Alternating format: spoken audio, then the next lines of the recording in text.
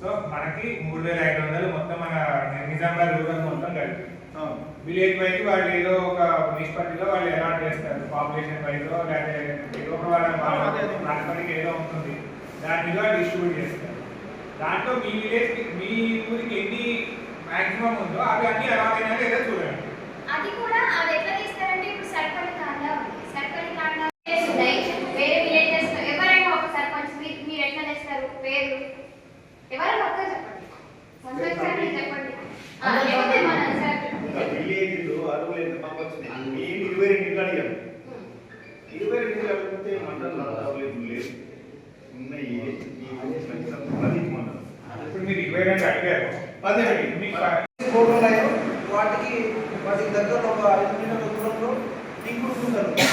అంటే వర్షం నీరు వృధా కాకుండా అక్కడ ఇంకుడుకుంటారు తవ్విపించి వాటి ద్వారా రీఛార్జ్ అయ్యే విధంగా చూడాలి. అదేవిధంగా ఏదైతే కండెమ్ అయిన బోర్లు ఉన్నాయో అంటే నీళ్ళు అయిపోయి కండెమ్ అయిపోయిన బోర్డు ఆ బోర్డు చూస్తే మా డైమెన్షన్స్ మేము చెప్తాము గైడ్ చేస్తాము. ఆ ఏపీ వాళ్ళు కూడా ఉంటుంది.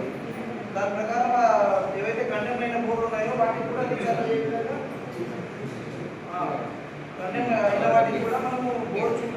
రైతులకు అనుకూలంగా లేవు కాబట్టి దీని మీద ప్రభుత్వం ఎలాంటి చర్యలు తీసుకోగలదు అనే విషయం పైన రాష్ట్ర స్థాయిలో కొన్ని సదస్సులు జరిగినాయి.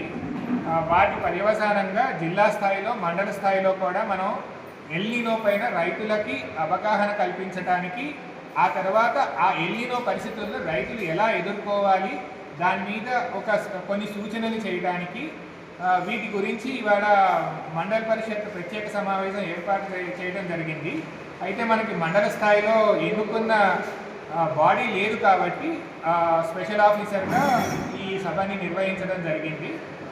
దీంట్లో ఇప్పుడైతే రైతులకి సంబంధించిన ఏ డిపార్ట్మెంట్లో అయితే అవసరం ఉందో దానికి సంబంధించిన అధికారులు సర్పంచ్లు ఇతర తర్వాత మనకి బీబీజీ రామ్జీ ఏదైతే మన ఉపాధి హామీ పథకానికి కొత్త పేరు ఏదైతే వచ్చిందో ఆ పథకాన్ని క్షేత్రస్థాయిలో నిర్వహించే యంత్రాంగము వీళ్ళందరితో ఈ సమావేశం నిర్వహించడం జరిగింది. ముఖ్యంగా రైతులకి పంట గుంటలు తర్వాత వాటర్ హార్వెస్టింగ్ స్ట్రక్చర్స్ ఇంకుడు గుంతలు community soak pits percolation tanks తర్వాత బోర్వెల్ రీఛార్జ్ ఈ విషయాలపైన వాళ్ళకి సూచనలు సలహాలు ఇవ్వడం జరిగింది. దీంట్లో ముఖ్యంగా సర్పంచ్ల పాత్ర చాలా ముఖ్యమైనది.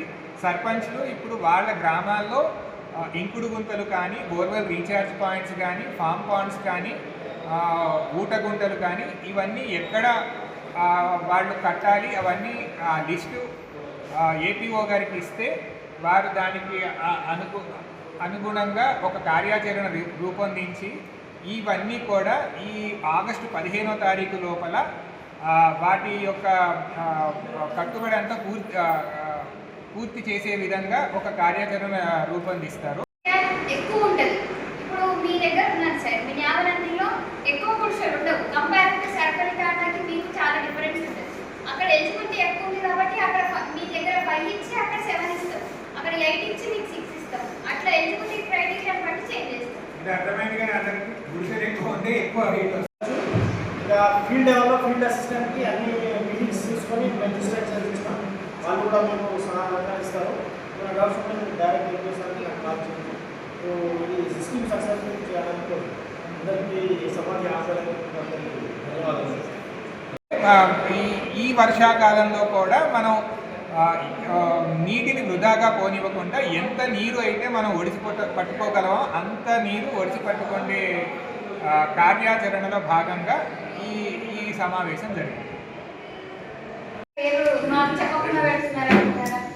వాస్తవంగా ఇంద్రమ్మ ఒకటి కమిటీ సభ్యులు చైర్మన్ సర్పంచ్ మేము సెలెక్ట్ చేయకుండా డైరెక్ట్ పైకెంచి పేర్లు మరి పైకెంచి ఎవరు పంపించాలి మనకు అర్థమవుతుంది.